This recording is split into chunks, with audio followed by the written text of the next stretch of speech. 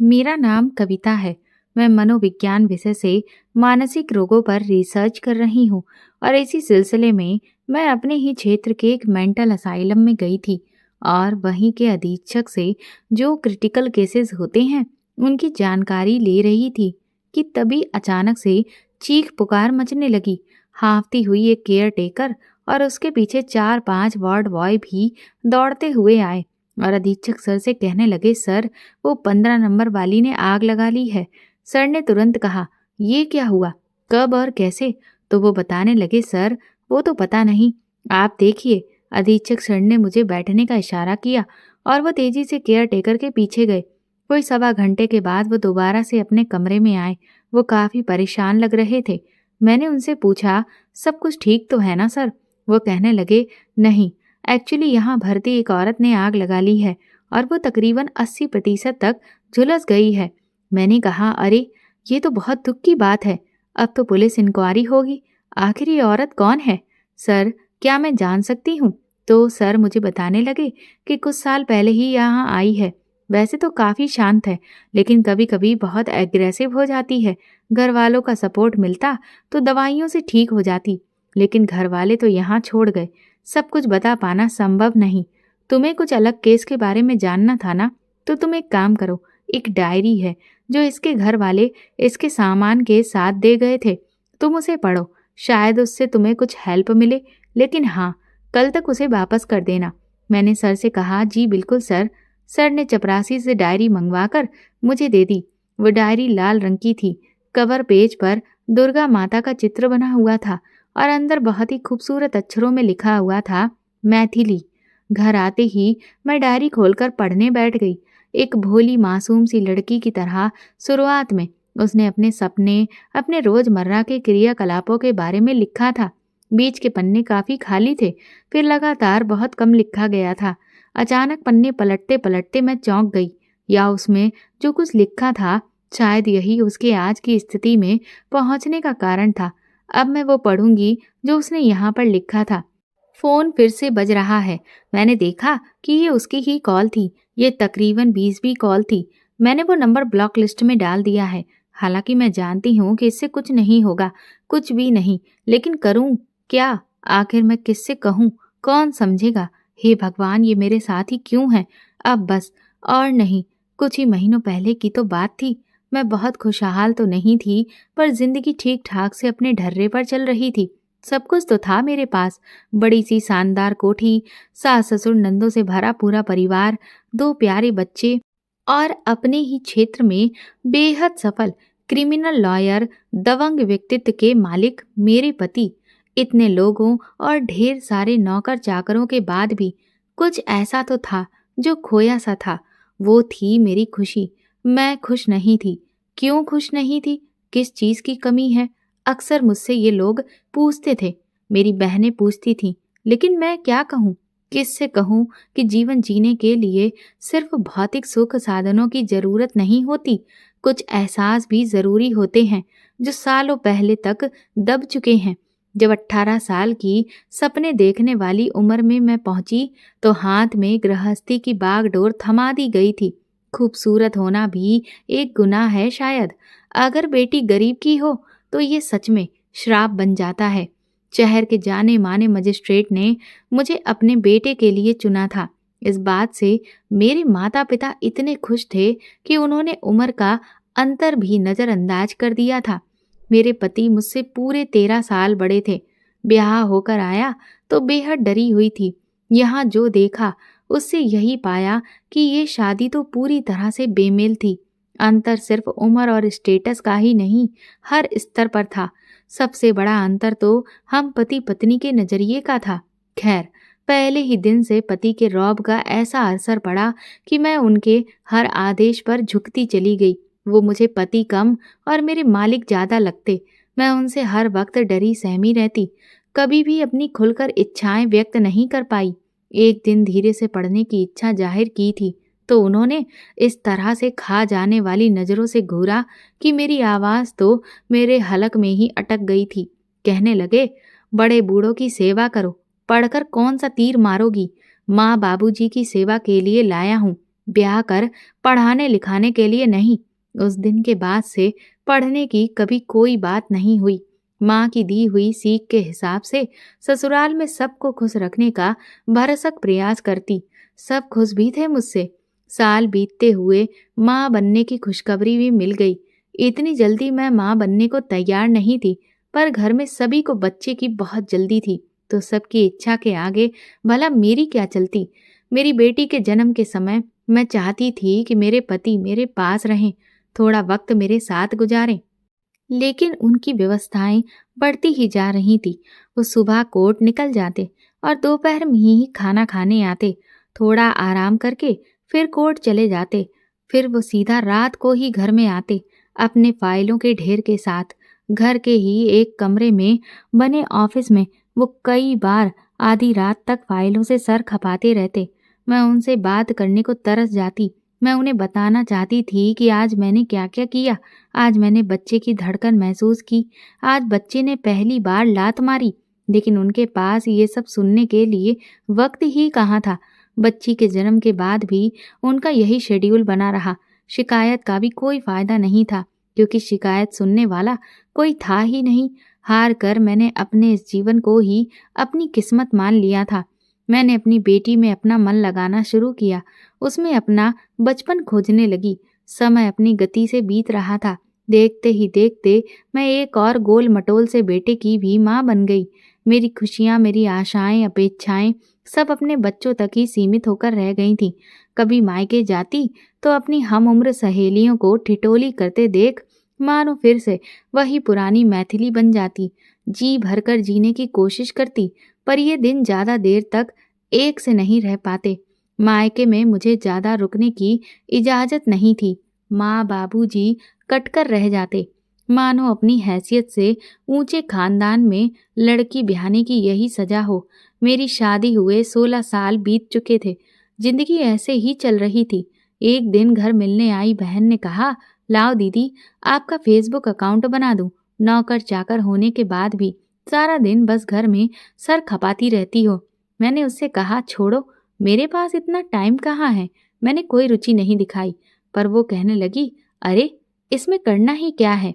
इसमें परिवार वाले, स्कूल के दोस्त, पुराने बिछड़े सब यहीं मिल जाएंगे। कभी कभी ऑनलाइन आकर मिलजुल लिया करना, और क्या। मैंने कहा, अच्छा, सबसे फेसबुक पर मिलना हो जाएगा तो फिर ठीक है, बना दे मेरा अकाउंट और मैनेज करना भी सिखा दे। उसने फेसबुक अकाउंट बनाया और मेरी एक अच्छी सी तस्वीर भी डीपी में लगा दी। कुछ परिवार वालों को रिक्वेस्ट भी भेज दी थी।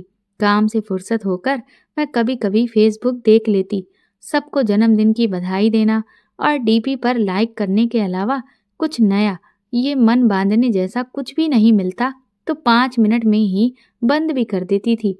एक रात पतिदेव तो ऑफिस में ही बैठे रहे। मैं फेसबुक चलाकर इंतजार के लम्हे काट रही थी कि तभी एक नोटिफिकेशन चमका।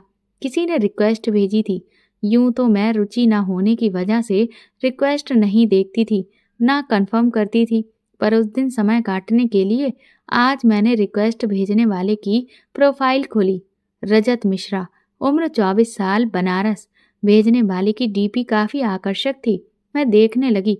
काफी तस्वीरें थीं, बहुत सारी मनोरंजक पोस्टें भी थीं। ऐसा लगता था ये रजत काफी मनमौजी और हंसने हंसाने वाले स्वभाव का बंदा था। मैं मुस्कुरा पड़ी। इतने सालों बाद आज अनायास मेरे होठों पर मुस्कुराहट आई थी। पति के लौटते ही मैंने फेसबुक बंद कर दिया। इन्होंने तो मुझ पर नजर डालने की जहमत भी नहीं उठाई और बेड पर एक तरफ पीट करके सो गए। मेरे मुंह से कराहसी निकल गई थी, क्योंकि कल मेरा जन्मदिन है और मैं कब से ये प्रतीक्षा कर रही थी कि ये आएंगे और एक मुबारकबाद मुझे जरूर देंगे।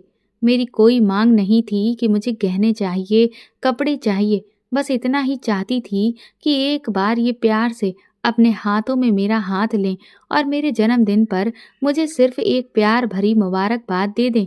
लेकिन हर बार की तरह ये रात भी यूं गुजर गई। दोपहर से काम से फ्री होकर मैं लंच पर उनके आने का इंतजार कर रही थी, ताकि गरम रोटियां सेक कर खिला सकूं। थोड़ी देर सोचते हुए फोन उठाया तो एक और नोटिफिकेशन चमक रहा था। वो मैसेज रिक्वेस्ट का था। देखा तो ये कल वाले लड़के के ही मैसेज रिक्वेस्ट थी। उसने लिखा था, रिक्वेस्ट कबूल करने का क्या लेंगी मोहतरमा? कब से आवेदन किया है, कृपया कर निवेदन स्वीकार करें। उसकी ऐसी भाषा शैली पर हंसी आ गई। मैंने अभी उसकी रिक्वेस्ट कंफर्म नहीं की थी, ना मैसेज का कोई जवाब दिया। पतिदेव आ गए थे। मैंने तुरंत खाना लगाया। स्पेशल लंच की ओर भी उनका कोई ध्यान नहीं गया। खाना खाते हुए भी लगातार वो फोन पर बात कर रहे थे।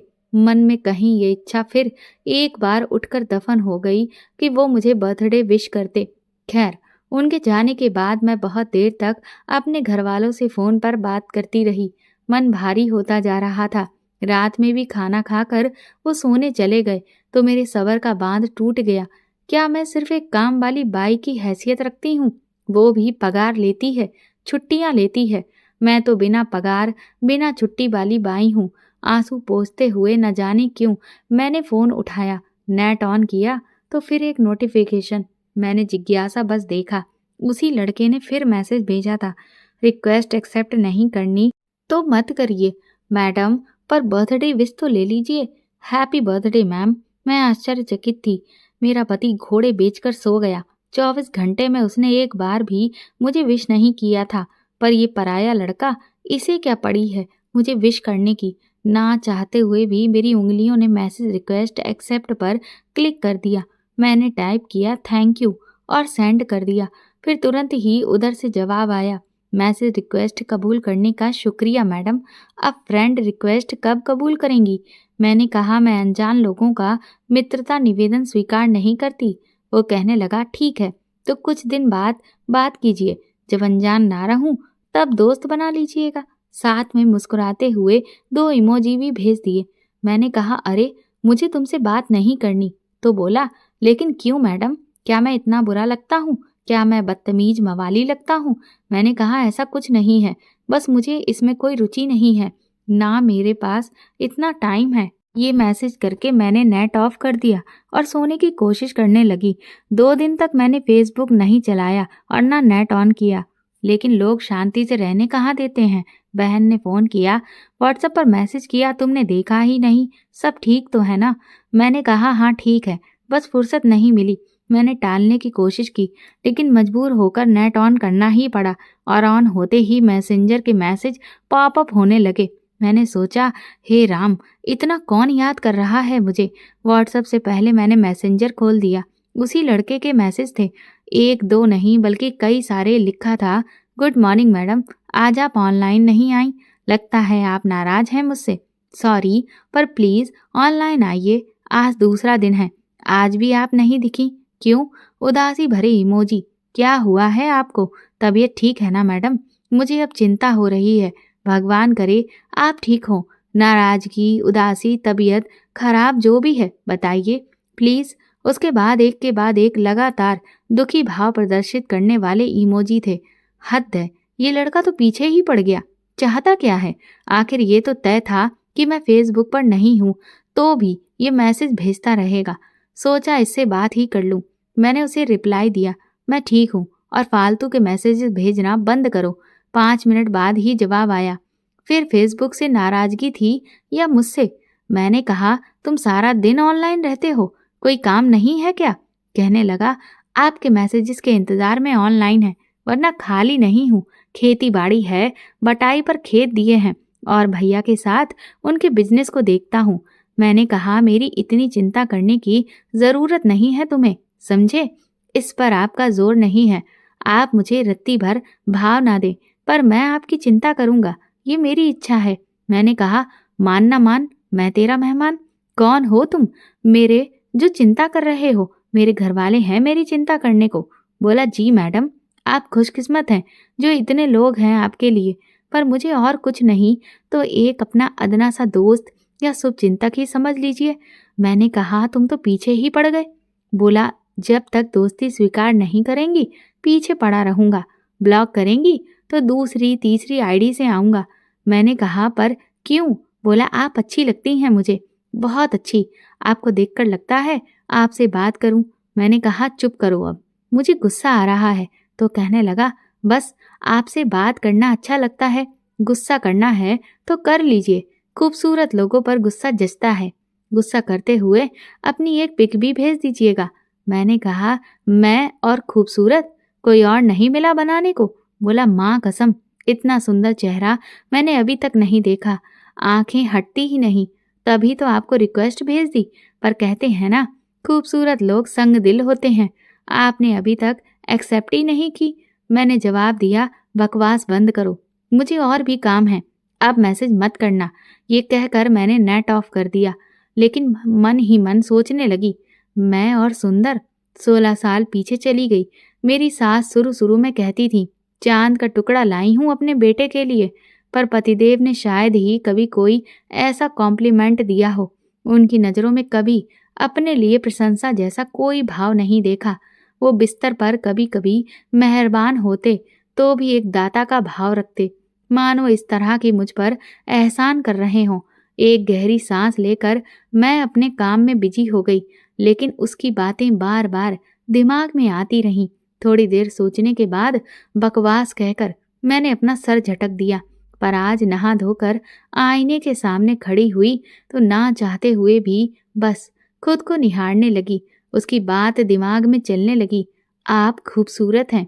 आज बरसों के बाद जी भरकर खुद को आईने में निहारा और स्वयं पर ही मुस्कुरा उठी। रात को पतिदेव खर्राटे भर रहे थे, पर मेरी आंखों में न जाने क्यों नींद नहीं थी। फेसबुक खोला तो आशा के हिसाब से कुछ मिनट बाद उसका मैसेज आया, सोई नहीं आप? मैंने मैसेज इग्नोर कर दिया। उसके 2-4 और भी मैसेज आए, पर मैंने जवाब ना देना ही ठीक समझा। सुबह उठकर मैसेंजर चेक किया तो उसका कोई नया मैसेज नहीं था। चलो, शायद समझ गया कि मुझे उसकी पंचायत अच्छी नहीं लग रही, लेकिन आश्चर्य हुआ मुझे जब पूरे दिन उसका कोई मैसेज नहीं आया। आज छठा दिन था और अब तक उसका कोई मैसेज नहीं आया था। शायद समझ गया है कि मैं उसे नज़रअंदाज करती हूँ, पर कहीं वो बीमार तो नहीं। मुझे उसकी चिंता न जाने क्यों हो रही है। मैं खुद से ही सवाल जवाब कर रही थी। एक बार पूछना तो चाहिए, पर वो क्या सोचेगा। मैंने उसकी प्रोफाइल खोली। उसके दोस्तों ने उसे टैग करके उसके जल्दी ही स्वस्थ होने की कामना करते हुए पोस्ट की थी। इसका मतलब वो सच में बीमार है। एक बार तो पूछना ही चाहिए। मैंने हिचकते हुए मैसेज किया, हेलो, कैसे हो? घंटे भर बाद जवाब आया, आपने पूछ लिया, अब अच्छा हूँ। मैंने कहा, क्या हुआ तुम्हें? तो बोला, एक्सीडेंट। मैंने कहा, कब, कहाँ, कैसे? तो बोला, जब आपने मैसेज देकर भी जवाब नहीं दिया तब आपकी नज़रअंदाज करने की वजह से हुआ। मैंने कहा, भक, सच बताओ, कैसे हुआ? वो बोला, सच कह रहा हूँ, मैं झूठ नहीं बोलता। आपने मैसेज का जवाब नहीं दिया, जबकि मैं आपके लिए इतनी देर तक ऑनलाइन था। मुझे हताशा भी हुई, गुस्सा भी आया खुद पर। दोस्तों के साथ बाइक पर ड्राइव पर निकला था, गुस्सा हावी था। तेज स्पीड में अचानक ब्रेक लगाने से बाइक स्लिप हो गई। मैंने कहा, ज़्यादा तो नहीं लगी? तो उसने अपनी तस्वीर भेज दी। हाथ और चेहरा जख्मी था। चेहरे पर एक तरफ कान के ऊपर टांके थे, हाथों में तो जख्म ही जख्म थे। मुझसे देखा नहीं जा रहा था। मैंने गेट वेल सून लिखकर भेज दिया। कहने लगा, आप बात करती रहोगी तो जल्दी ठीक हो जाऊंगा।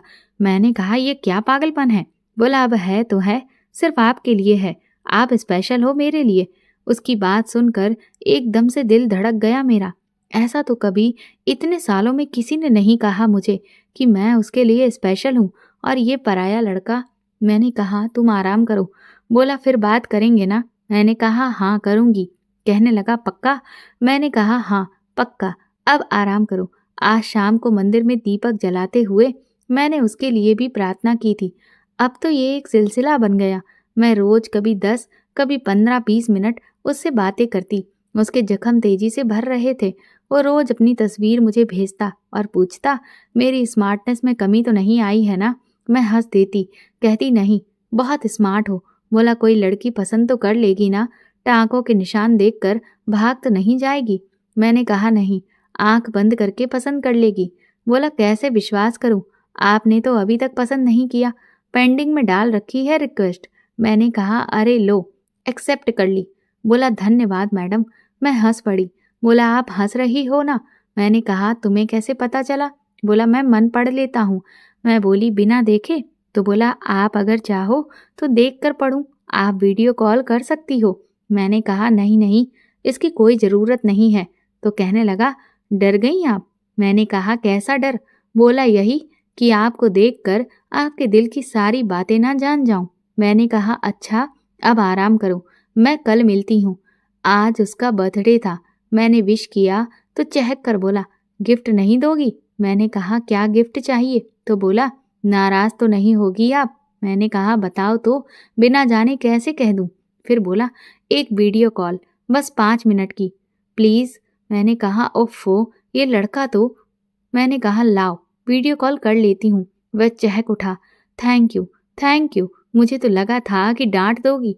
मैंने कहा, बर्थडे है इसीलिए इसे गिफ्ट समझो। बोला, हाँ हाँ समझ गया, वरना कहाँ आप कहाँ मैं। भला आप जैसी अज़्मो तरीन खूबसूरत शख्सियत मुझे क्यों वीडियो कॉल करेगी? उसने जिस तरह से मुंह बनाया, मेरी हंसी छूट गई।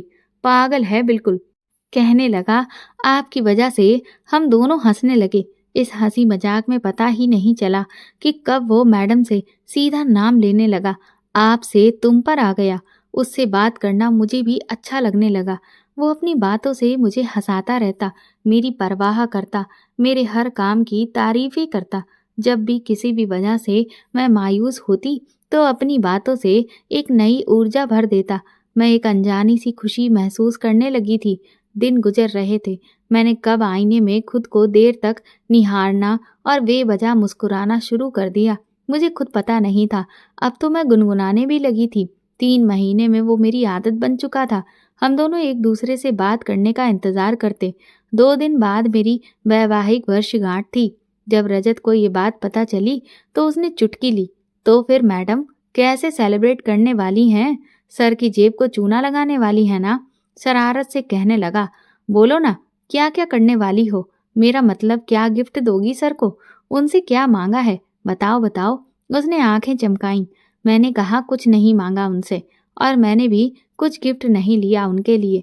उन्हें पसंद ही नहीं आता किसी का भी लाया हुआ कुछ। बस शानदार खाना बनाऊंगी, शाम को कहीं बाहर खाना खाएंगे फैमिली के साथ, और हो गया। बोला, बस? मैंने कहा, हाँ। वो कुछ देर शांत रहा, फिर बोला, लगता है सर काफी रिजर्व नेचर के हैं। मैंने कहा, हाँ, यही समझो। बोला, रोमांटिक नहीं है ना? मैंने कहा, ये तुम कैसे कह सकते हो? तो बोला, तभी एनिवर्सरी पर भी पूरे परिवार को साथ ले जाते हैं।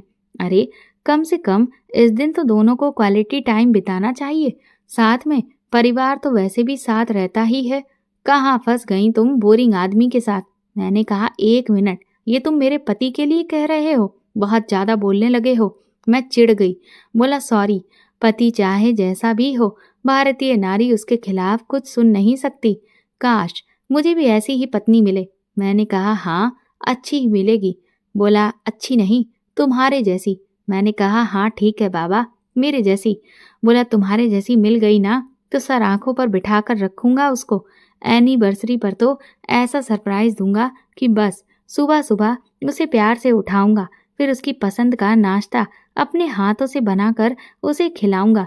वो मेरे लिए लंच बनाएगी, मैं किचन में उसकी हेल्प करूंगा। हम काम के साथ साथ अपना रोमांस भी करते जाएंगे। तभी छन्न की आवाज के साथ मेरी तंद्रा भंग हुई। देखा तो हाथ से चमचा छूटकर नीचे गिरा था। पतिदेव डाइनिंग टेबल पर बैठे चिल्ला उठे, कर क्या रही हो? टाइम से नाश्ता भी नहीं दे सकती, पता नहीं कहाँ खोई है। घबराकर मैंने फटाफट नाश्ता लगाया और उनसे हंसते हुए बोली, आज जल्दी आ जाइएगा। वो बोले, किस लिए? कोई शॉपिंग वॉपिंग है तो ड्राइवर लेकर चली जाओ, मुझे मत घसीटो इस सब में। मैंने कहा, आज अपनी मैरिज एनिवर्सरी है। लेकिन उन्होंने बिना नजर उठाए धीरे से कहा, देखूंगा, कोशिश करूंगा। मैंने कहा, जी बच्चे भी कह रहे थे बाहर खाना खाने की, और अम्मा जी भी कितने दिन से बाहर नहीं निकली हैं, डिनर बाहर कर लें आज। तो मैंने घबराते हुए कहा, डर था कि कहीं मना ना कर दें। बोले, ठीक है, देखता हूँ, शाम को फोन कर दूंगा, जैसा भी प्लान होगा। मेरी तसल्ली के लिए इतना ही काफी था। मैं खुश थी। घर के कामों से फ्री होने के बाद मैंने उनके पसंदीदा रंग की साड़ी पहनी, हल्का सा श्रृंगार कर उनकी राह देखने लगी। कितने दिनों बाद साथ कहीं जाने का मौका आया है। 2-4 सेल्फी ले ली, एक फेसबुक पर अपलोड भी कर दी।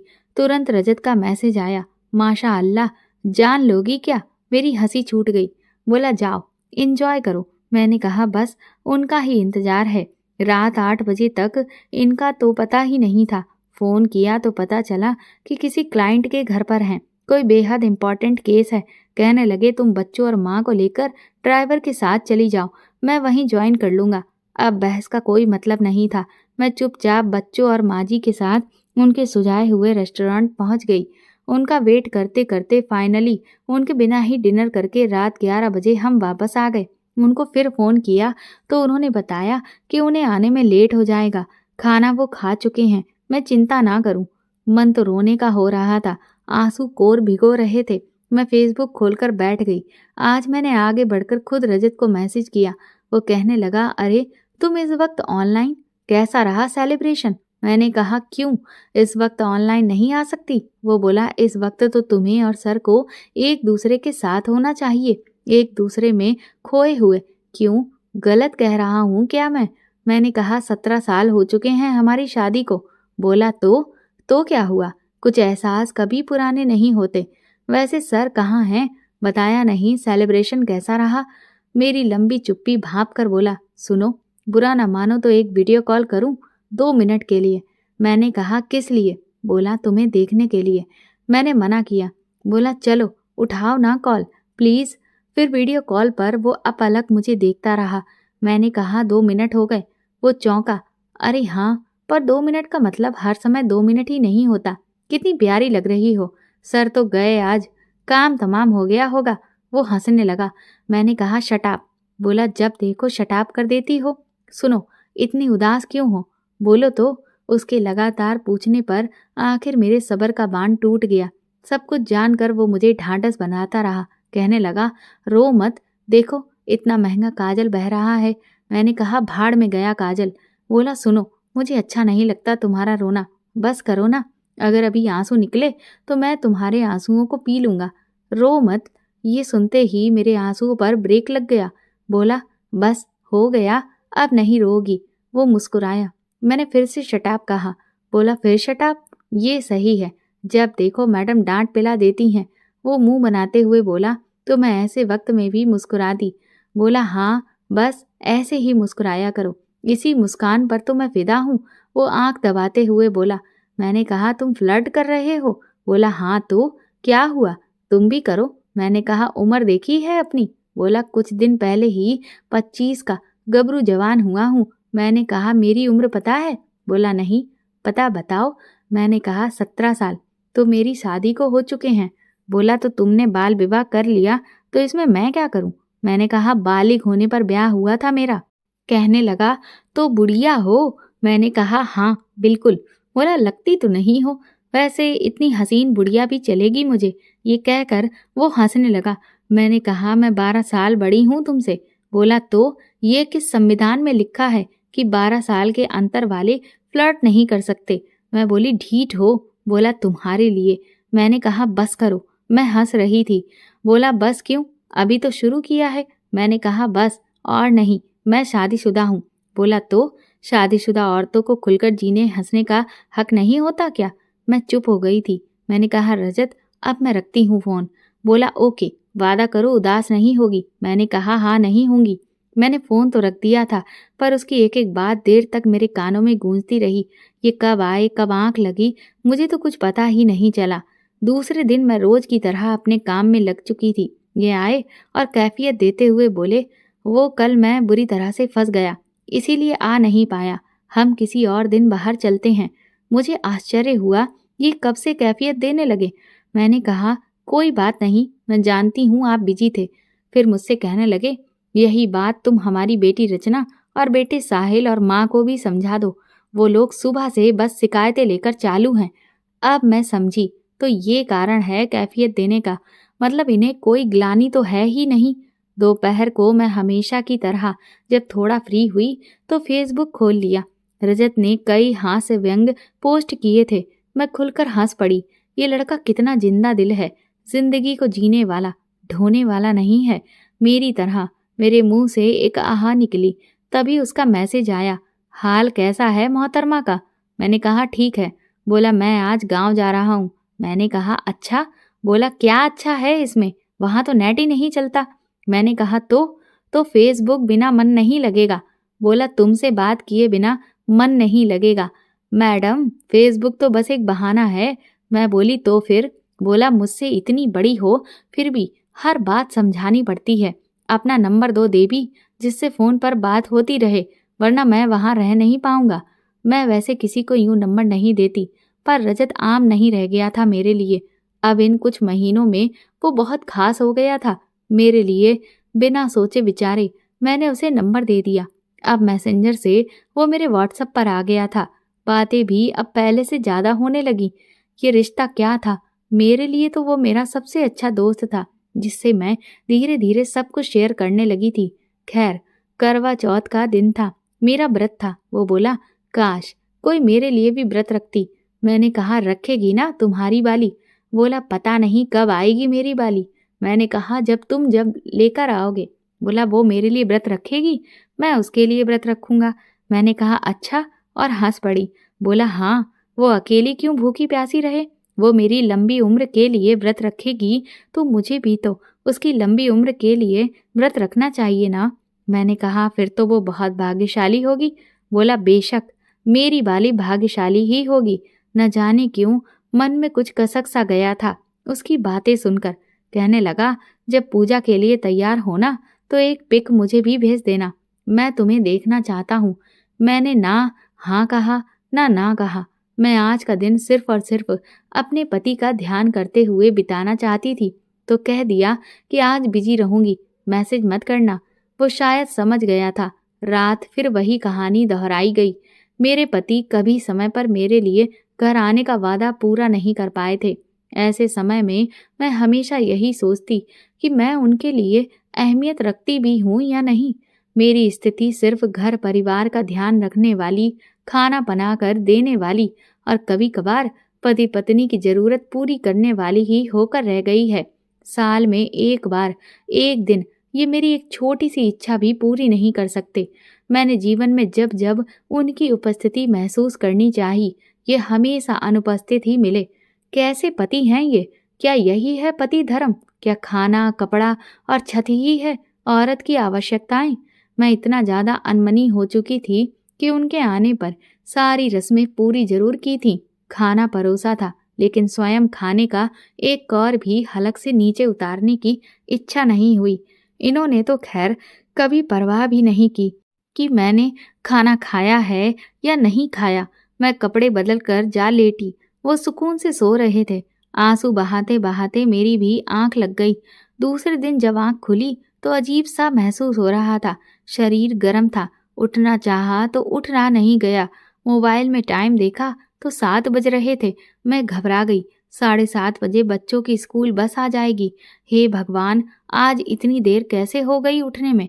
जल्दबाजी में उठकर भागी तो आंखों के आगे अंधेरा छा गया। कदम लड़खड़ा गए और फिर जब होश आया तो मैं बिस्तर पर थी। माँ जी सिरहाने बैठी थी। ये भी परेशान टहल रहे थे। मैं तुरंत उठकर बैठी। माँ जी ने आदेश दिया लेटी रहो। मेरे मुंह से निकला बच्चे, तो माँ जी कहने लगी वो स्कूल गए हैं, टिफिन दे दिया था मैंने। माँ जी बोली कल के व्रत की कमजोरी है, इसीलिए तुम बेहोश हो गई थी। ढंग से खाती पीती ही नहीं हो क्या? ये झुंझलाते हुए कहने लगे 1000 बार समझाया है, ये व्रत उपवास करने की जरूरत नहीं है, पर तुम औरतों के चोचले तो कभी खत्म ही नहीं होते। अब भुगतो। कितनी जरूरी मीटिंग है आज मेरी क्लाइंट के साथ और मैं यहाँ फंसा हुआ हूँ। मैंने कहा आप जाइए, मैं ठीक हूँ। तो ऐंठ कर बोले डॉक्टर की दवाई टेबल पर रखी है, फल मंगवा दिए हैं, कृपा करके खा लेना, मैं शाम को मिलता हूँ। ये कहकर ये निकल गए। आज का काम मम्मी जी ने हेल्पर के साथ मिलकर निपटा लिया था, इसलिए एक तरह से काम से मैं फ्री थी, पर विचारों से नहीं। मेरा मन न जाने कितने विचारों के जाल में जकड़ा हुआ था। रह रह कर रजत की बातें याद आ जाती। मैं भी मेरी बाली की लंबी उम्र के लिए व्रत रखूंगा। सारा दिन पत्नी के साथ रोमांस करूंगा, उसे खुश रखूंगा। मेरी बाली भाग्यशाली ही होगी। बहुत प्यार दूंगा उसे। फिर इनकी बात याद आ जाती। क्यों रखती हो व्रत? औरतों के चोचले खत्म ही नहीं होते। जरूरी मीटिंग है और मैं यहाँ फंसा हूँ। ये घर और घर वालों के टंटे खत्म हो तो कुछ और सोचूं। कितना अंतर है दोनों की सोच में। व्हाट्सएप पर रजत का मैसेज आया, पिक नहीं भेजी तुमने? मैंने डीपी में करवा चौथ वाली पिक लगा दी। कहा डीपी देख लो। बोला मतलब मुझे नहीं दी जाएगी, पर खूबसूरत लग रही हो, जैसे कल ही शादी हुई हो, नज़र उतरवा लेना अपनी। मैंने कोई जवाब नहीं दिया तो तुरंत उसका फ़ोन आ गया। बोला कैसी हो? मैंने कहा ठीक हूँ। बोला झूठ, लग नहीं रही हो। ठीक, बताओ क्या हुआ है? उसे टालना मुश्किल था, मेरा मन भी भरा हुआ था, तो आंसुओं के साथ दिल का सारा गुबार भी बह निकला। मैंने कहा किसी को नहीं पड़ी मेरी कि ये देखे भी कि मैंने खाना खाया है या नहीं, मैं जिंदा भी हूँ या नहीं। जब तक चक्कर खाकर गिर नहीं गई तब तक किसी को फिक्र नहीं हुई। बोला किसी को कैसे फिक्र नहीं?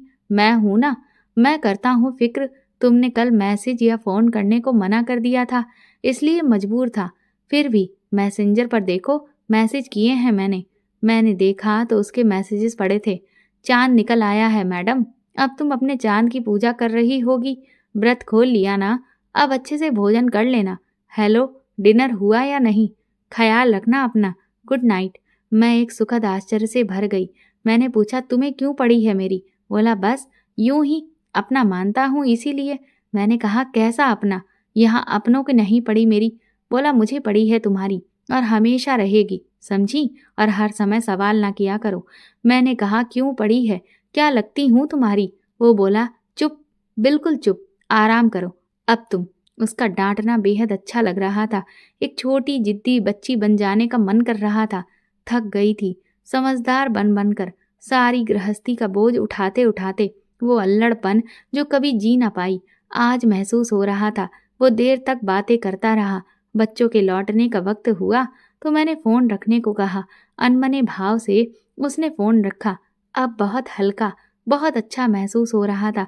मैं चुपचाप उठकर बच्चों के खाने की तैयारी में लग गई।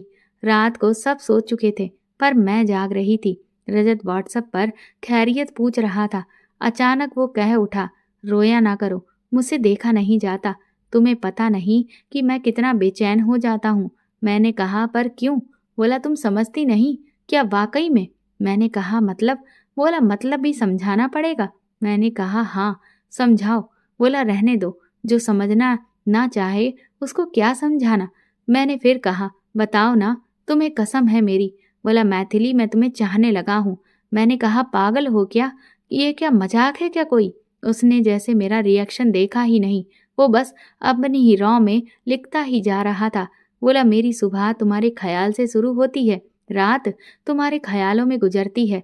किसी से बात करने का मन नहीं होता, सिर्फ तुम ही तुम छाई रहती हो। I really really love you. मैंने कहा शट अप, क्या अंट संट बके जा रहे हो? मैं जा रही हूँ, गुड नाइट। ये कहकर मैंने फ़ोन रख दिया, लेकिन पूरी रात उसकी बातों ने मुझे सोने नहीं दिया। आई लव यू, पूरी रात यही वाक्य मेरे जहन में गूंजता रहा। मैं बहुत ही असहज महसूस कर रही थी। मैंने ये कभी नहीं चाहा कि एक नई उम्र का लड़का मेरी जैसी प्रौढ़ा के प्रेम में पड़ जाए। फिर ये किसी भी नज़र से ठीक नहीं था। मुझे अपनी गलती नज़र आने लगी। मैंने ही इतनी छूट दी उसे कि वो यहाँ तक आ पहुँचा। मैंने तय किया कि अब मैं उससे बात नहीं करूँगी, इसलिए उसको फेसबुक के साथ साथ व्हाट्सएप पर भी ब्लॉक किया और उसका नंबर भी रिजेक्ट लिस्ट में डाल दिया। लेकिन तब मुझे उसकी दीवानगी, उसका पागलपन पता चला। फेसबुक पर जाते ही 6 लोगों की मैसेज रिक्वेस्ट थी, प्लीज़ रजत से बात कर लीजिए। उसकी कॉल पर कॉल आ रही थी जो ऑटो रिजेक्ट होती जा रही थी। बावजूद इसके वो कॉल करता जा रहा था। शाम को बेटी ने किसी काम से फ़ोन लिया तो चौंक कर बोली, मम्मी 80 कॉल्स किसकी हैं? आपने ब्लॉक कर रखी है। मैंने कहा पता नहीं किसकी है, कोई बार बार रॉन्ग नंबर लगा रहा है, परेशान करने के लिए शायद ऐसा कर रहा है। मैंने उसका नंबर सेव नहीं किया था, इसलिए मेरा ये झूठ चल सकता था। वो बोली तो पापा को बताओ ना कि कोई ऐसे परेशान कर रहा है। मैंने कहा नहीं, मैं खुद देख लूँगी। पापा को परेशान मत करो, वो वैसे ही बिजी रहते हैं। मैं घबरा गई थी। वो मुंह बिगाड़ती हुई चली गई, लेकिन मुझे हिला गई। उसकी कॉल फिर आने लगी। मैंने व्हाट्सएप पर अनब्लॉक करके पूछा, क्यों परेशान कर रहे हो? वो बोला कॉल उठाओ। मैंने कहा घर में सब हैं और मुझे भी बात नहीं करनी। वो पूछने लगा ब्लॉक क्यों किया? मैंने कहा फालतू बात करोगे तो ब्लॉक ही करूंगी। वो बोला मेरी बातें, मेरा प्यार फालतू है। मैंने कहा काहे का प्यार, उम्र देखी है अपनी और मेरी। वो बोला, मोहब्बत उम्र कब देखती है? मैंने कहा, वाह, ऐसी मोहब्बत होती है। बोला, तो कैसी होती है, तुम बता दो। फिर मैंने कहा, अरे तुम पागल हो क्या? बोला, हाँ, तुम्हारे लिए। मैंने कहा, मैं शादीशुदा हूँ, 2 बच्चों की माँ भी, तुमसे 12 साल बड़ी भी। बोला, तो मैं क्या करूँ? मैंने कहा, चुप करो तुम। बोला, नहीं करूँगा चुप। मैं बोली, मैं फिर से ब्लॉक कर दूंगी। बोला, मैं फिर कॉल करूँगा। मैंने कहा, देखो रजत, जो तुम चाहते हो वो नहीं हो सकता, समझे? नहीं पसंद मुझे ऐसी बातें। वो कहने लगा, तो क्या चाहता हूँ मैं? क्या मांग लिया तुमसे? सिर्फ अपनी भावनाओं का इजहार ही तो किया है। नहीं करना चाहिए था। हो गई गलती, हो गया प्यार। क्या करूं मैं? मेरी क्या गलती है? नहीं समझ आते मुझे तुम्हारे गिनाए हुए कारण। उम्र, शादी, बच्चे, समाज। बस ये समझ आता है कि एक भी दिन तुमसे बात किए बिना नहीं रह सकता। कुछ नहीं चाहता, बस रोज थोड़ी देर बात करना। और क्या, वो भी नहीं दे सकती हो? उसके सवाल पर मैं चुप थी। समझ ही नहीं आया क्या कहूँ। किसी के लिए मैं इतनी जरूरी भी हो सकती हूँ, कोई मेरे लिए इस कदर दीवाना भी हो सकता है, ये मैंने आज देखा था। आखिरकार उसने मुझे मना ही लिया रोज बात करने के लिए। सब सामान्य ही रहता। अगले ही दिन अगर वो घटना ना घटी होती तो। उस दिन दोनों हेल्पर छुट्टी पर थे और इन्हें भी 2 दिनों के लिए शहर से बाहर जाना था। मैं उनकी शर्ट प्रेस कर रही थी। रजत की बातें अब भी दिमाग में गूंज रही थी। न जाने कैसे शर्ट प्रेस से चिपक गई। वो काफी महंगी शर्ट थी। गुस्से में इनके भला बुरा कहने पर जीवन में पहली बार मैंने प्रतिवाद कर कह दिया था, जानकर तो नहीं किया ना, गलती से हो गया। मेरी बात सुनते ही इनका गुस्सा 7वें आसमान पर था और इन्होंने मुझ पर हाथ उठा दिया। सबके सामने हुए अपमान से मेरा आत्मसम्मान लहूलुहान हो उठा। आंखें छलछला आईं। उनके जाने के बाद बहुत देर तक कमरे में बैठी आंसू बहाती रही। किसी ने मेरा पक्ष लेने की या मुझे सांत्वना देने की कोशिश भी नहीं की। ये बात भी कचोट रही थी। जैसे ही रजत को ये बात मालूम हुई, वो पूछने लगा, बीवी हो या नौकरानी? उससे अब कुछ भी छुपा पाना मेरे लिए असंभव सा हो गया था। वो मेरा चेहरा पढ़ लेता था। मैंने कहा, ऐसा कुछ नहीं है, वो ऐसे नहीं है, ख्याल रखते हैं मेरा। झूठ बोलने की असफल कोशिश थी मेरी। वो बोला, देख ही रहा हूं कि कितना ख्याल रखा जा रहा है। सर सबका बर्थडे याद रखते हैं, अपने माँ बाबूजी का, बहन बहनोई का, लंदन में बसी बहन तक का, लेकिन तुम्हारा जन्मदिन उन्हें याद नहीं रहता। पेरेंट्स टीचर मीटिंग में तुम आज तक अकेली जाती आई हो। क्यों? बच्चे तुम्हारे अकेले के हैं क्या? उन्हें पालो तुम, पढ़ाओ तुम, खाना तुम खिलाओ, सुलाओ तुम, हर आवश्यकता का ध्यान तुम रखो और पिता होने का गौरव उन्हें मिले। पूरे घर का ख्याल रखती हो। कभी मम्मी जी की पूजा की तैयारी, कभी बाबूजी का चाय नाश्ता, कभी नंदों की आओ भगत। एक पैर पर नाचती रहती हो। ये घर वाले तुम्हारे बारे में सोचते हैं क्या कभी? वो आदमी जिसे तुम पति कहती हो, मांग में सिंदूर भर देने से सिर्फ तुम्हारा मालिक हो गया क्या? जैसे चाहे तुम्हारे साथ बर्ताव करता है।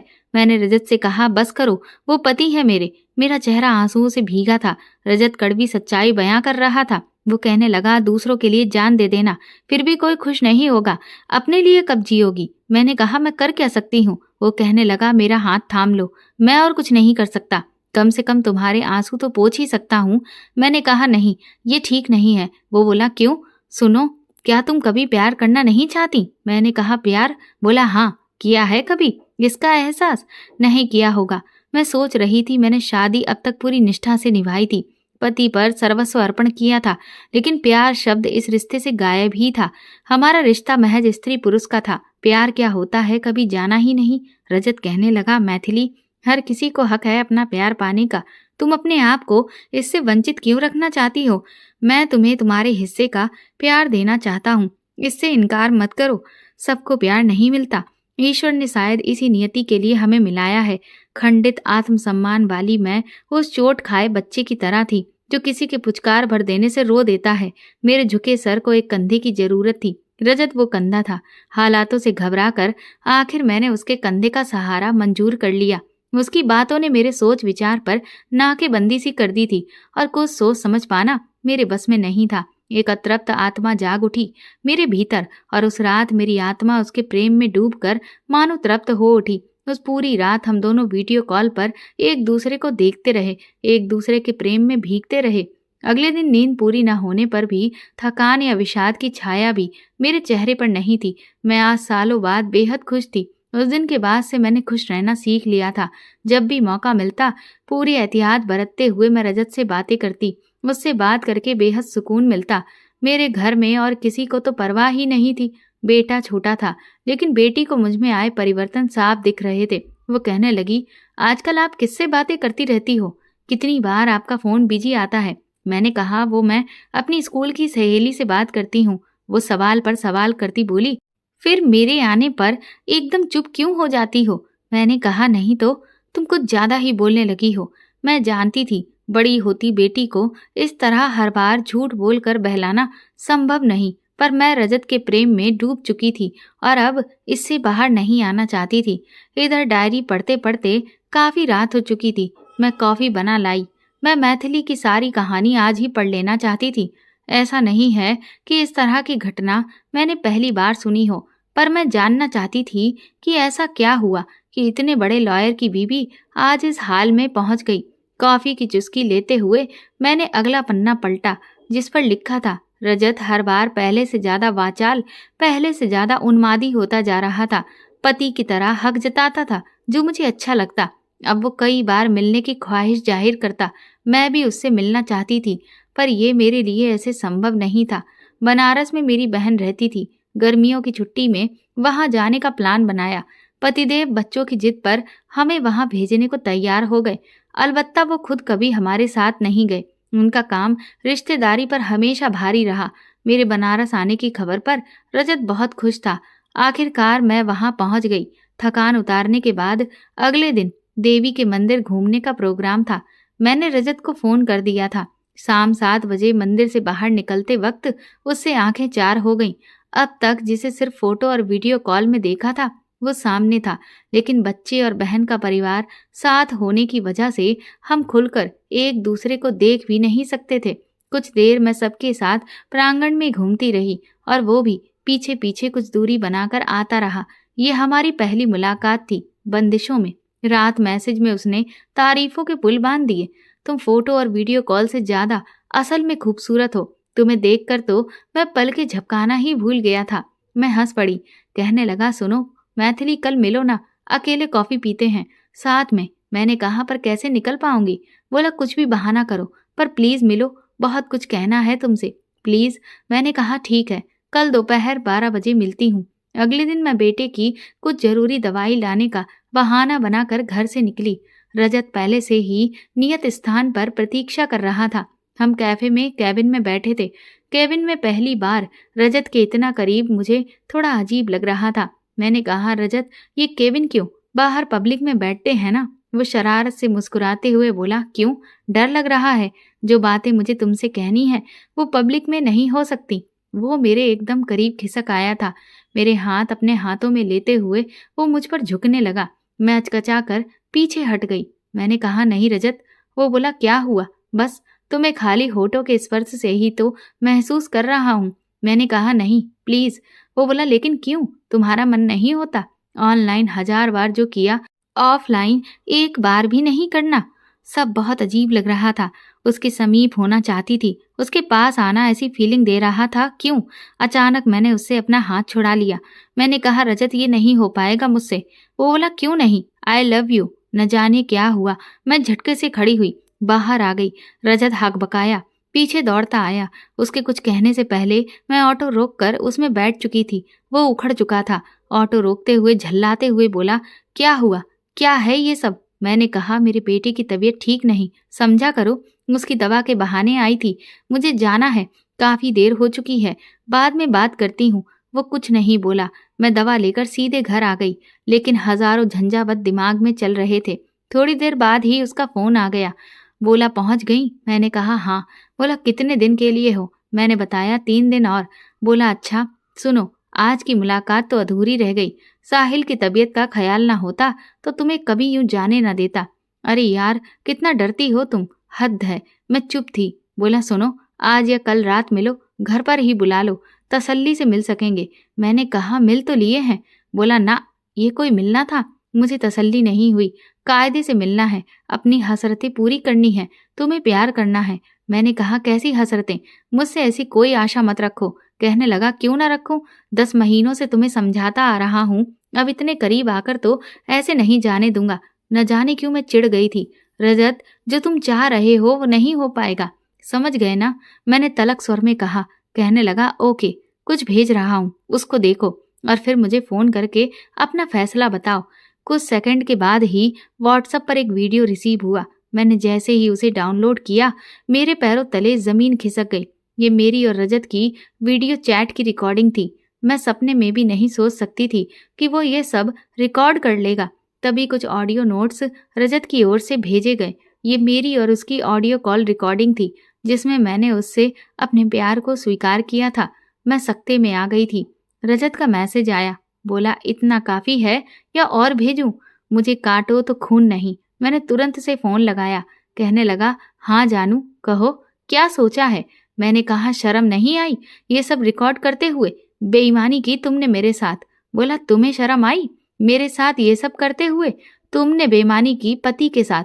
सुनो मैडम, तुम पहली नहीं हो जो ये सब कर बैठी हो। होता है, हो जाता है। जहाँ पति से प्यार ना मिले तो औरत बाहर प्यार खुद ही ढूंढ लेती है।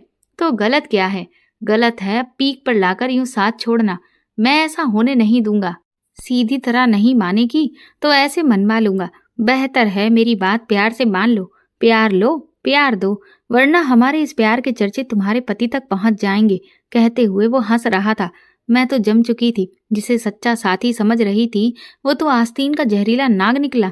दिमाग सुन्न हो रहा था, आंखों से आंसू बह निकले। मैं गिड़गिड़ाने लगी, प्लीज ऐसा मत करो। कहने लगा, बस एक बार जानू, बस एक बार तुम्हें हासिल करना चाहता हूँ। कसम से फिर कभी तंग नहीं करूंगा। हम अच्छे दोस्त बनकर रहेंगे, पहले के जैसे, ट्रस्ट मी। मैंने कहा, नहीं।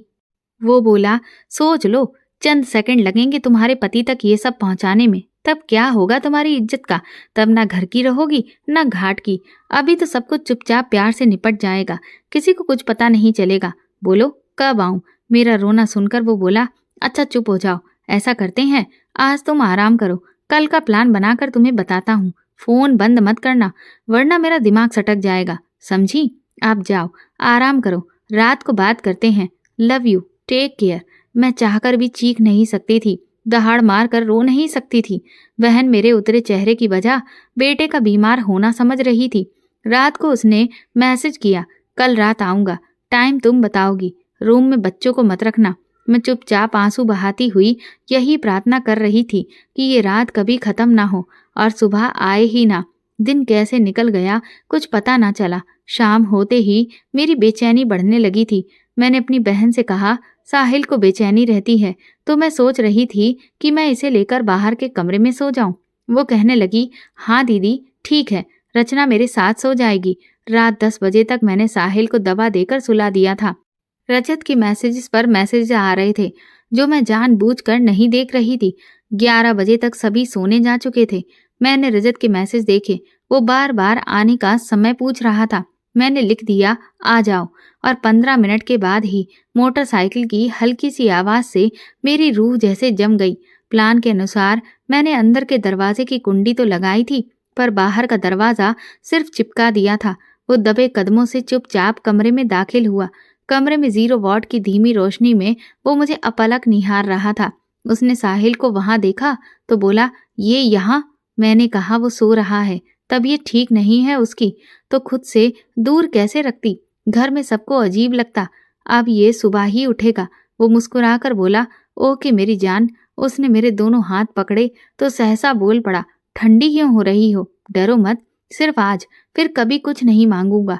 और फिर आगे वो जिस काम के लिए आया था वही हुआ। मेरा शरीर शिथिल पड़ गया।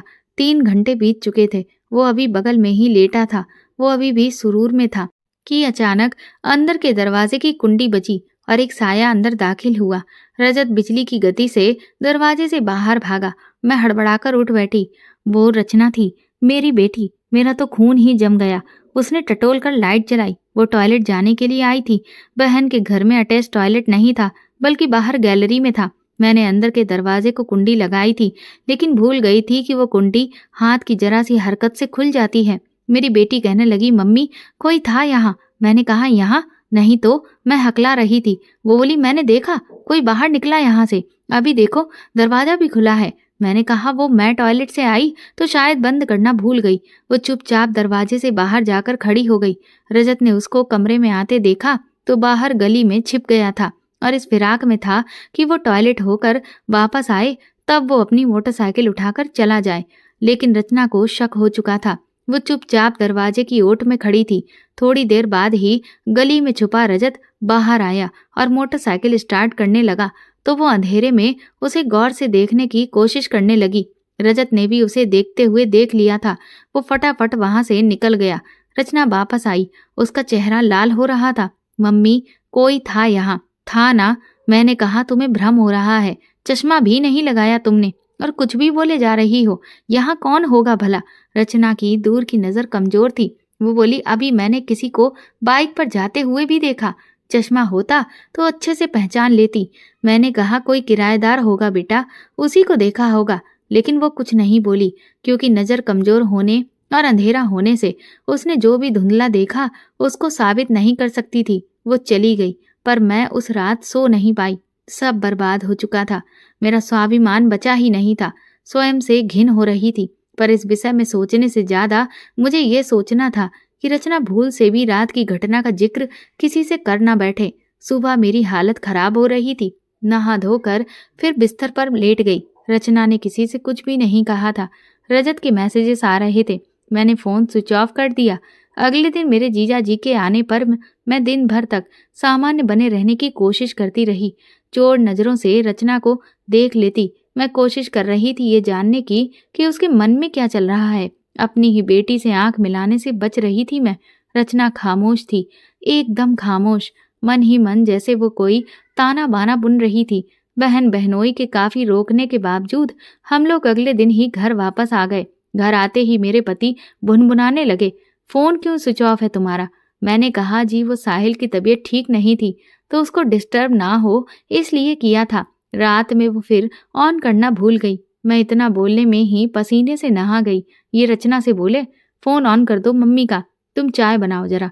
मैं उनके सामने रचना को फोन देने से मना ना कर सकी।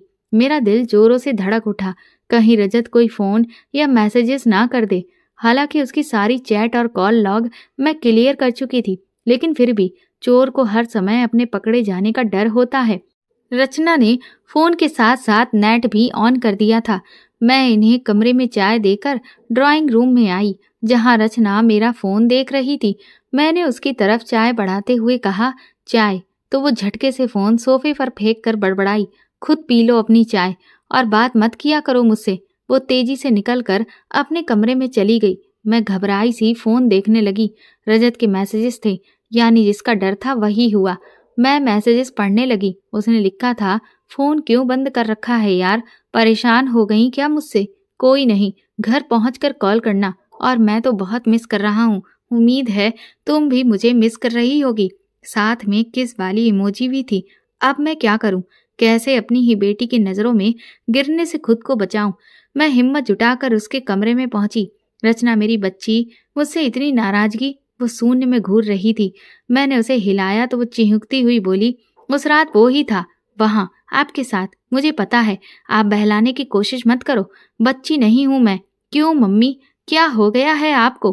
क्यों दूर होती जा रही हैं आप हम सबसे? मैं तो जैसे आसमान से गिरी दूर होती जा रही हूँ बेटा। नहीं, ऐसा नहीं है। वो कहने लगी, पहले की तरह आप नॉर्मल नहीं रहती। हर वक्त खुद में गुम। पहले की तरह ख्याल होता है आपको हमारा? आपको मैं अभी बच्ची लगती हूँ? मैं 16 साल की हो चुकी हूँ। मम्मी घबराओ मत, पापा से कुछ नहीं कहूंगी, क्योंकि मैं नहीं चाहती कि जो आधी अधूरी माँ मेरे और भाई के पास है वो भी हमसे छिन जाए। मैंने कहा, नहीं रचना, मैं पहले तुम्हारी माँ हूँ। मैं तुम्हारा और साहिल का चेहरा देखकर ही अब तक जीती आई हूँ। मेरे बच्चे मुझसे दूर हो गए तो मैं कैसे जीऊंगी? वो पहले की तरह शून्य में घूरती हुई बोली, आप उस लड़के से बात मत किया करो, वो मुझे बिल्कुल पसंद नहीं। आपका उससे बात करना अच्छा नहीं लगता। वो मंदिर भी आया था ना, मौसी के शहर में। मैंने कहा, कौन लड़का? वो बोली, वही आपका फेसबुक फ्रेंड। आपकी फेसबुक पर देखे हैं मैंने उसके कमेंट। आप कहती थी कि वो नंबर आपकी स्कूल फ्रेंड का है, पर वो नंबर किसी लड़के का था। एक दिन आप जब बाथरूम में थीं, उसका फ़ोन मैंने ही उठाया था। वो पहले मेरी आवाज़ पहचाना नहीं और जैसे ही पहचाना, उसने फ़ोन रख दिया। मैंने रचना से कहा, मैं आज अकाउंट हटा दूँगी, किसी से बात नहीं करूँगी। तुम इस तरह से नाराज़ मत हो मुझसे। मैं अपनी ही नज़रों में आज अपराधी थी। जो बात माँ होने के नाते मुझे अपने बच्चों को समझानी चाहिए थी, वो मेरी बच्ची मुझे समझा रही थी। मैंने फ़ेसबुक, इंस्टा सारे अकाउंट डिलीट कर दिए। ये सोशल मीडिया ही वजह है आज के दुर्दिनों का। लेकिन क्या इस स्थिति से निकल पाना इतना आसान था? रजत क्या मुझे इतनी आसानी से जाने देगा? आखिर मैं क्या करूं? मेरी रात की नींद और दिन का चैन पूरी तरह से तबाह हो चुका था। मैं हर वक्त अपराधी सा महसूस करती। अब पति कुछ कड़वा कह देते तो बुरा नहीं लगता, बल्कि हर कड़वी बात कम लगती। इतनी गिर चुकी थी मैं अपनी ही नज़रों में। रजत ने मेरा पीछा अब तक नहीं छोड़ा था, लेकिन मैंने उससे बात करना बहुत कम कर दिया था। हर बार व्यस्त होने का बहाना करने लगी। हफ्ते भर तो वो कुछ नहीं बोला, लेकिन फिर एक रात मैसेज में वो फट पड़ा, सुनो, बहुत हो गई तुम्हारी नौटंकी। मुझसे पीछा छुड़ाकर भागना चाहती हो तो ये कभी नहीं होगा, समझी? मैंने उससे कहा, तुमने तो कहा था कि तुम फिर मुझे कभी परेशान नहीं करोगे, तो फिर अब क्यों? बोला, बेबी, प्यार करता हूँ तुमसे, ऐसे कैसे छोड़ दूं? मेरा प्यार तुम्हें प्रॉब्लम लगता है? मैंने कहा, मैं पहले ही अपनी और बेटी की नज़रों में गिर चुकी हूँ, मुझे और मत गिराओ, तुम्हारे आगे हाथ जोड़ती हूँ। कहने लगा, कम ऑन यार, हाथ जोड़ना बंद करो, सच में प्यार करता हूँ तुमसे, नहीं रह पाता तुमसे बात किए बिना। और उस रात के बाद तो तुम दिल दिमाग पर ऐसी छाई हो कि कुछ नहीं सूझता। मुझे बस लगता है कि हर पल तुम्हारे साथ रहूं। मैंने कहा, प्यार? देख लिया तुम्हारा प्यार। ब्लैकमेलिंग को प्यार कहते हो? बोला, हो गया यार, तुम्हारे इनकार से दिमाग खराब हो गया था, ना नहीं सुन सकता था मैं, वो भी तुम्हारे मुंह से। तुम्हें लगता है मैं सच में तुम्हारी रिकॉर्डिंग और चैट के स्क्रीनशॉट सर को भेज देता?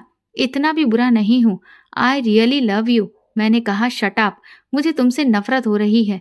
बोला, ओके जी, हो जाऊंगा शट अप, बस एक बार देखने का मन हो रहा है तुम्हें, वीडियो कॉल पर आओ ना। मैंने कहा, नहीं, अब ये सब नहीं, जो हुआ सो हुआ, अब कोई कॉल नहीं। कहने लगा, फिर वही हरकत, फिर इनकार, फिर तुम मेरे अंदर के जानवर को जगा रही हो।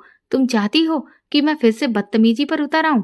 मैंने कहा, मेरे पति बगल में सो रहे हैं और मैं वीडियो कॉल करूं, आखिर क्या चाहते हो तुम? बोला, पति बगल में है तो बाथरूम इस्तेमाल करो डार्लिंग, चलो बाथरूम में आओ जल्दी, मैं इंतजार कर रहा हूँ, 2 मिनट में चली आओ। मैंने कहा, मैं नहीं आऊंगी और नेट बंद कर रही हूँ क्योंकि मैं तंग आ चुकी हूँ।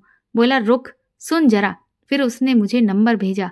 बोला, यही है ना तेरी बेटी का फोन नंबर? अभी तेरी असलियत उसे सेंड करता हूँ, फिर देखता हूँ तो उसकी नजरों में और गिरती है कि उठती है। मेरे दिमाग में तो हथौड़े बज रहे थे। उसको रचना का नंबर कब और कैसे मिला? उफ, ये कमबख्त कहीं उस तक ना पहुंच जाए। फिर कहने लगा कि तू आ रही है या तेरी वो वाली तस्वीर उसे सेंड कर दूं? मैंने डरते हुए कहा, मैं आ रही हूँ। बोला, शाबाश, जल्दी आ, मूड बना हुआ है। बाथरूम में पहुंचकर वीडियो कॉल पर वो जो जो कहता गया मैं करती गई। उस वक्त अगर मुमकिन हो पाता तो शायद मैं रजत का खून भी कर देती। मैं फिर अपनी मजबूरी पर रो पड़ी। अब तो वो आए दिन की बात हो गई थी। उसका पागलपन बढ़ता जा रहा था। एक दिन अगर उससे बात ना कर पाऊं तो वो गुस्से में पागल हो जाता, धमकाने लगता। मैं चारों तरफ से घिरी हुई थी। हर समय पति के सामने भेद खुलने का डर, बेटी की नजरों से बचने का प्रयास, रजत का पागलपन और खुद की बढ़ती आत्मग्लानि। कभी ख्याल आता कि खुद को इस जिंदगी से आजाद कर दूं और इस सब से निजात ले लूं। शायद ये मेरे इस नरकीय जीवन से मुक्ति का सबसे आसान रास्ता होता। लेकिन अपने बच्चों का ख्याल आ जाता। रचना फिर भी समझदार हो चली थी, लेकिन साहिल अभी सिर्फ 6 साल का था, मुझ पर पूरी तरह से निर्भर। और फिर मैं खुद को आजाद कर लूंगी तो मेरे परिवार पर हमेशा के लिए प्रश्न चिन्ह लग जाएगा। 100 सवाल खड़े होंगे। मेरे बच्चों का जीवन तो तबाह हो जाएगा। रचना किस किस की सवालिया नजरों का सामना कर सकेगी? उफ, मेरी बच्ची, क्यों ना मैं रजत को ही खत्म कर दूं? ना रहेगा बांस, ना बजेगी बांसुरी। लेकिन मैंने तो जीवन में कभी एक चींटी तक नहीं मारी थी। इंसान को मारना तो मेरे जैसे की बस की बात नहीं थी। क्यों ना मैं किसी और को इसकी सुपारी दे दूं? पर एक अपराध को छुपाने के लिए ये दूसरा अपराध होगा, और फिर भी भेद खुल गया तो? मुझे अक्सर सपना आता कि रजत एक्सीडेंट में मर गया और अब मैं उसके चुंगल से आजाद हूँ। मैं बहुत खुश होती, लेकिन आँख खुलते ही फिर अवसाद से घिर जाती। किसी तरह दिन निकल रहे थे। आज रचना के स्कूल में फेयरवेल पार्टी थी। उसका 11वीं का बैच पार्टी ऑर्गेनाइजर था और उसके बैच का ड्रेस कोड वेस्टर्न आउटफिट था। मैंने अपना एक इवनिंग गाउन उसे दिया जो मैंने खरीदा था, बड़े ही मन से, पर कभी पहन ही नहीं पाई थी। वो कहने लगी, मम्मी इसकी बाहें हटा दो, स्लीवलेस कर दो, वरना ये बहन जी टाइप लुक देगा। मैंने उसके कहे अनुसार ऑल्टर कर दिया। उसने गाउन पहनकर दिखाया। डार्क महरून रंग में मेरी लाडली एकदम परी नजर आ रही थी। बच्चियां कितनी जल्दी बड़ी हो जाती हैं। मैंने गहरी सांस ली, मन ही मन 100 बार उसकी नजर उतारी। रचना शाम 5 बजे तक लौटने को कह गई थी। मैं छत पर खड़ी उसका इंतजार कर रही थी कि रजत का फोन आ गया। उसका फोन देखते ही मुझे झुरझुरी छूटने लगी थी। बोला, कैसी हो जान? मैंने कहा, ठीक हूँ। बोला, ये बताओ दोबारा कब मिल रही हो? मैंने कहा, मैं नहीं मिल रही। बोला, फिर बकवास की, कैसे नहीं मिलेगी? मैंने कहा, रजत तुम अच्छी तरह जानते हो मुझे कभी भी यूं आने जाने की इजाजत नहीं है, मायके भी नहीं जा पाती हूँ। बोला, बहन के घर तो जाती हो, वहीं आ जाओ एक बार। फिर मैंने कहा कि गर्मी की छुट्टियों में जाती हूँ, वो भी 4-5 दिन के लिए, और अभी जनवरी चल रहा है, और वैसे भी रचना शक करती है मुझ पर और तुम पर भी। मुझे बहुत झुंझलाहट हो रही थी। बोला, अरे हाँ, रचना वो भी तुम्हारी तरह ही निकल गई है, एकदम खूबसूरत। आज ही डीपी देखी उसकी, मस्त दिखती है। मैंने कहा कि क्या मतलब, तुमने कब डीपी देख ली उसकी? मुझे उससे नफरत से ज्यादा हैरानी हो रही थी, क्योंकि मैंने पहले ही मौका पाते ही अपने सभी घर वालों के फोन में रजत का नंबर ब्लॉक लिस्ट में डाल दिया था, जिससे वो चाह कर भी किसी से कांटेक्ट ना कर सके। वो कहने लगा, तुम मेरा नंबर ब्लॉक करके क्या सोचती हो? मेरे पास एक ही नंबर है। वो बड़ी बेशर्मी से ठहाका लगाकर हंसने लगा। कहने लगा, रचना ने अभी थोड़ी देर पहले मरून ड्रेस में डीपी लगाई है, बड़ी कातिल लग रही है। साल भर पहले नाक बहाने वाली लड़की इतनी खूबसूरत। मैं चीख पड़ी थी, चुप हो जा, बिल्कुल चुप, उसका नाम भी मत लेना। शर्म नहीं आई तुम्हें? वो बेटी है मेरी, उसका अगर नाम भी लिया तो? कहने लगा, तो क्या कर लोगी? वो फिर से हंसा। मैंने कहा, कुछ तो शर्म कर लो, वो मेरी बेटी है। कहने लगा, तुम्हारी बेटी है, मेरी नहीं। मेरे लिए वो सिर्फ एक लड़की है। तुम्हारी और मेरी उम्र में 12 साल का अंतर है, जबकि उसकी और मेरी उम्र में सिर्फ 9 साल का। मैं नफरत से बोली, तुम इंसान तो हो ही नहीं सकते। वो बड़ी बेशर्मी से हंसता हुआ बोला, राक्षस हूँ, कुत्ता हूँ, पर तुम्हारा हूँ। तो बोलो, अब कब मिल रही हो? अब तो पानी सर से ऊपर जा चुका था। उसकी नापाक नजरें मेरी बच्ची पर पड़ रही थी। ये मैं किसी भी कीमत पर होने नहीं दे सकती थी, चाहे मरना ही क्यों ना पड़े। मैं अपनी बच्ची को कभी किसी गंदी नजर का स्पर्श होते हुए भी नहीं देख सकती थी। उस रात और अगले दिन मैंने बहुत सोचा, अब और देर करना ठीक नहीं था। जो होगा देखा जाएगा। दिन रात की ब्लैकमेलिंग, स्त्रीत्व का लुटते जाना और उस पर भी अपने बच्चों पर नापाक साए का पड़ना मेरी बर्दाश्त के बाहर था। अब और घुटन और दलदल में गिरते जाना मुझे मंजूर नहीं था। आखिर बहुत हिम्मत करके मैंने एक फैसला ले ही लिया। न जाने किस आंतरिक प्रेरणा से मैं अपने पति के सामने खड़ी थी। मुझे आपसे बेहद जरूरी बात करनी है। उन्होंने मुझे घूरा तो मेरी टांगें कांप गईं, लेकिन सारी शक्ति बटोर कर मैं कह गई, मुझसे गलती हुई है, मैं अपराधी हूँ। कहते हुए मैंने एक कागज उनकी ओर बढ़ा दिया और अपने कमरे में आकर अपने दंड की प्रतीक्षा करने लगी। मैंने सब कुछ उन्हें दिए कागज पर लिख डाला था, सब कुछ। कमरे का दरवाजा खुला। मैं सर झुकाए जमीन पर बैठी थी, आंसुओं से तरबतर। ये भी आकर मेरे पास जमीन पर ही बैठ गए। कहने लगे, पहले क्यों नहीं बताया सब कुछ? क्यों सहती रही? मैं हैरान थी, बेहद हैरान। ये मेरा हाथ अपने हाथ में लेते हुए डूबती सी आवाज में कह रहे थे, गलती तुमसे ज्यादा मेरी है। पत्नी बनाकर ले आया, पर पत्नी की बजाय काम वाली की तरह समझ लिया। मेरी अपनी खुशी ही दिखती रही, तुम्हारी खुशी का कभी सोचा ही नहीं। लेकिन मैथिली, मैं तुमसे प्यार नहीं करता, ये सच नहीं है। सच ये है कि बहुत प्यार करता हूँ तुमसे। बस मेरा ये पुरुष वाला अभिमान, मेरा मेल ईगो इसे स्वीकारने से रोकता रहा। गलती इंसान से ही होती है, मुझसे भी हुई, तुमसे भी हो गई, लेकिन अब और गलतियां हम नहीं करेंगे। मेरी पत्नी, बच्चों की ओर कोई टेढ़ी नजर भी डालेगा तो अंजाम उसका बहुत बुरा होगा। डरो नहीं, मैं हूं तुम्हारे साथ। मैं हैरानी की सीमा से परे थी। ये मैं क्या सुन रही थी? जीवन भर यही सुनने को तो तरसती रही थी मैं हूं तुम्हारे साथ। मैंने कहा, मुझे माफ कर देंगे ना? मैंने बहुत बड़ा अपराध किया है, जिसकी मुझे माफ़ी नहीं मिलनी चाहिए, लेकिन मैं फिर भी मांग रही हूँ। पत्नी बनने के लायक नहीं, मैं आपकी दासी बनकर रह लूंगी। वो कहने लगे, पागल हो, अब तक दासी की तरह ही तो रह रही थी, अब रानी बनकर रहोगी मेरे दिल में। इन्होंने मुझे गले से लगा लिया था। तभी धड़ाम की तेज आवाज के साथ मेरी तंद्रा भंग हुई। मैंने चौंक कर देखा तो ये तो दरवाजे पर खड़े थे। देखकर लग रहा था कि इन्होंने काफी ज्यादा पी रखी है, तो इसका मतलब मैं तो सपना देख रही थी। मेरी हिम्मत फिर से जवाब दे गई। आगे के पन्ने जब मैंने पलटे तो वो सब खाली थे। सारी डायरी पलट ली, आगे कुछ नहीं था। क्यों नहीं था? क्या हुआ मैथिली के साथ? मैंने एक गहरी सांस ली। इन सब बातों का जवाब मुझे कल ढूंढना था। घड़ी रात के 2:30 बजा रही थी। मैं डायरी टेबल पर रखकर बिस्तर में दुबक गई। मैं नियत समय पर असाइलम पहुंच गई। अधीक्षक के केबिन में हम मैथिली के प्रकरण पर ही चर्चा कर रहे थे। 2 पुलिस वाले भी वहां मौजूद थे, जो सारी जानकारी ले रहे थे। उन्होंने घटना होने के ठीक बाद मेरे द्वारा मैथिली की डायरी ले जाने पर आपत्ति भी जताई, लेकिन अधीक्षक महोदय ने उन्हें मेरी ओर से मुतमईन कर दिया। मैं अब मैथिली के असाइलम में आने की वजह जानना चाहती थी।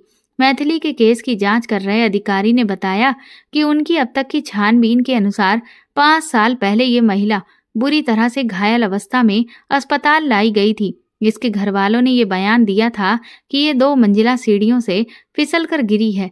महिला कुछ भी बताने की स्थिति में नहीं थी। उसके पति के दबंग व्यक्तित्व और रसूख के चलते एक्सीडेंट का केस मानकर जांच बंद कर दी गई थी। मैंने पूछा, सर ये जली कैसे और क्यों? तो पुरानी कर्मचारी इसके बारे में बताने लगी कि अवैध संबंधों के चलते पति ने मारा और पागल घोषित करके यहाँ पटक गए। कई बार इसके घर वालों को सूचित किया कि ये ठीक है, आप इसे यहाँ से ले जाएं, पर किसी ने कोई जवाब नहीं दिया। ये सारा दिन बेटी का नाम रटती है। तो कुछ दिन पहले ही अधीक्षक सर ने इसकी बेटी को इसकी सूचना देकर इससे मिलने को कहा था, पर उसने तो मिलने से साफ इनकार कर दिया। ये बातें इसने सुन ली थी। शायद बच्चों से मिल पाने की इसकी आखिरी उम्मीद भी ध्वस्त हो गई। यहाँ एक छोटा सा मंदिर भी है। इसने मंदिर से माचिस उठाई होगी। क्योंकि ये पागल नहीं थी तो इस पर हम इतनी नजर नहीं रखते थे। मैंने अधीक्षक महोदय से मैथिली को देखने की इच्छा व्यक्त की।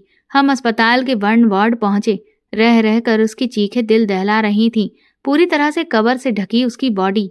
मैं अंदाजा लगाने की कोशिश कर रही थी कि ये महिला जो आज इस स्थिति में है कितनी खूबसूरत रही होगी। रह रहकर उसके मुंह से रचना मेरे बच्ची यही प्रलाप गूंजता।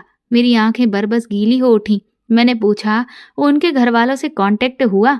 कोई आया? तो अधीक्षक महोदय ने कड़वाहट से नहीं में सर झटक दिया। बोले, जिन्होंने इसे पागल करार देकर यहाँ छोड़ दिया और आज तक सुध नहीं ली, वो अब क्या आएंगे? ये सीढ़ियों से नहीं फिसली थी। इसको जानवरों की तरह मारा गया था, प्रताड़ित किया गया था, इतना टॉर्चर किया गया कि ये सुध बुध खो बैठी। पर पुलिस तो, ये अंदर की बात है, इसलिए मुझे पता है पुलिस क्या करे। रसूखदारों के आगे बेबस है। इसके किराएदार और पड़ोसियों ने तस्दीक की थी इसकी प्रताड़ना की, लेकिन बाद में सब मुकर गए। इनके किराएदार मकान खाली कर गए। बाद में केस ही बंद हो गया। मुझे बेहद अफसोस और दुख हो रहा था मैथिली के लिए। जब उसने सुध-बुध खो दी तो कभी कभी वकील साहब से मिलने घर आने वाले किसी भी युवक को देखकर ये अग्रेसिव हो जाती, उसे मारने दौड़ती। लोग दबी जुबान में पागल कहने लगे तो घर वाले बहाना बनाकर यहाँ छोड़ गए। शायद इसे हर लड़के में रजत नजर आता होगा। अधीक्षक महोदय ये कहते हुए काफी अनमने से हो गए थे कि हाँ, पर प्यार और देखभाल, अपनों का सहारा, उनका सामीप्य ही इसका इलाज था। ये पागल नहीं थी, बस परिस्थितियों बस मानसिक विचलन की अवस्था थी। पर घर वालों के लिए ये बोझ बन चुकी थी और बदनामी की वजह भी। उनकी बात सुन मैं जैसे स्वयं से ही बुदबुदा पड़ी। प्यार और अपनों का सहारा, ये दोनों ही इसके जीवन से शुरू से ही नदारद थे।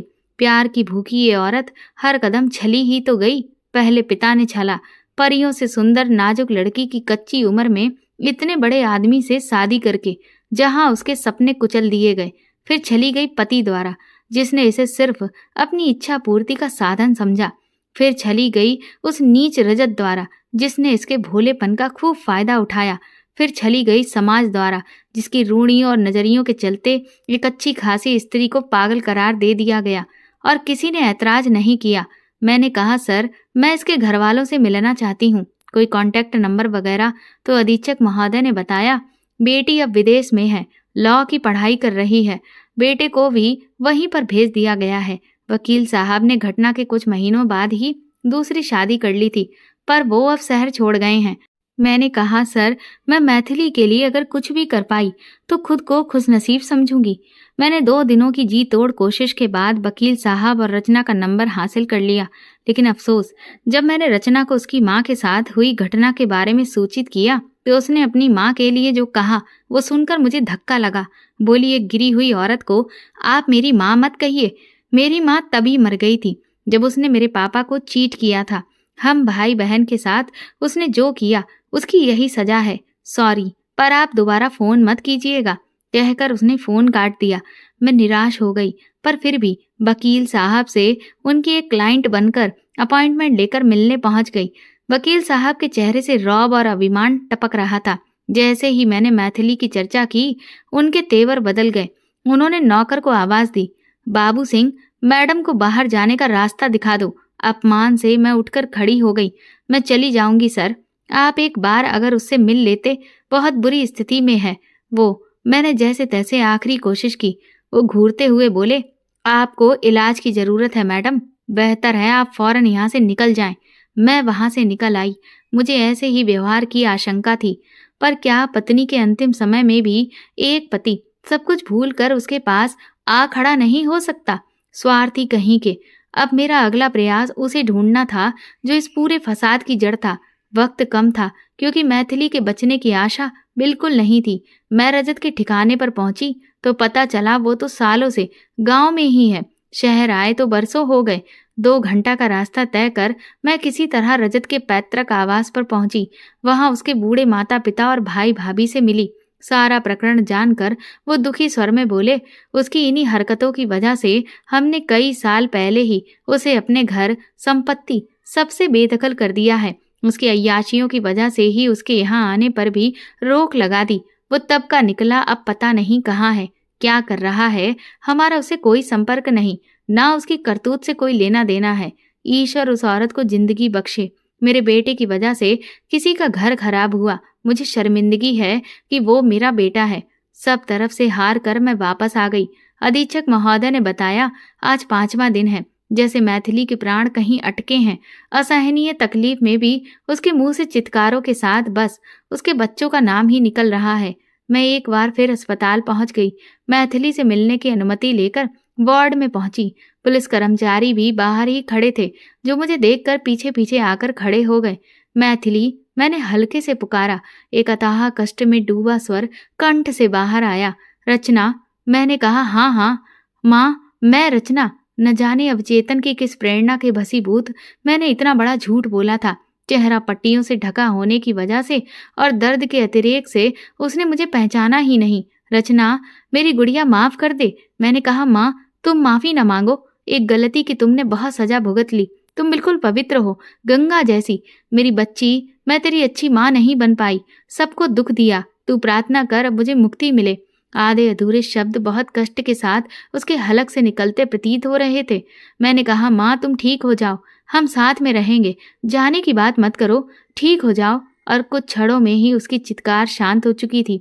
उसकी आंखें स्थिर थीं। वो स्वार्थी दुनिया से दूर जा चुकी थी। कानूनन ये केस खत्म हो चुका था। सबके होते हुए भी आज वो लावारिस थी। सिर्फ एक खता उसके जीवन का सबसे बड़ा गुनाह बन गई, जिसकी कीमत उसने इतने साल पागल खाने में काटकर और अंत में जान देकर चुकाई है। क्या गुनाहगार सिर्फ वही थी? शादीशुदा होते हुए भी गैर मर्द का सहारा ढूंढना उसकी गलती अवश्य थी, पर यह गलती करने पर मजबूर जिसने किया, क्या वो गुनाहगार नहीं था? अपने से 13 वर्ष छोटी लड़की से विवाह कर उसकी छोटी छोटी आशाओं को भी पूरा ना करने वाला, उसके सपनों को कुचलने वाला गुनाहगार नहीं था? उसे अपने जाल में फंसाकर पथभ्रष्ट करने वाला गुनाहगार नहीं था? उसके साथ अन्याय होते देखकर भी जो परिवार वाले चुप्पी साधे रहे, वो गुनाहगार नहीं थे? उसके बच्चे, जिनके लिए उसने सब कुछ न्योछावर कर दिया, उसकी उपेक्षा करने वाले, क्या वो जिम्मेदार नहीं थे? ये सब तुम्हारे गुनहगार हैं मैथिली। तुम्हारे गुनाह में इस सब का गुनाह भी शामिल है। तुम तो अपने साथ साथ उनके हिस्से की सजा भी काट गई। ईश्वर तुम्हें अपने चरणों में स्थान दे। दोबारा कभी यहाँ स्त्री बनकर जन्म ना लेना। तो दोस्तों, आपको ये कहानी कैसी लगी हमें कमेंट करके ज़रूर बताएं और प्लीज़ इस कहानी को ज़्यादा से ज़्यादा शेयर और लाइक करके मेरे चैनल को सपोर्ट करें।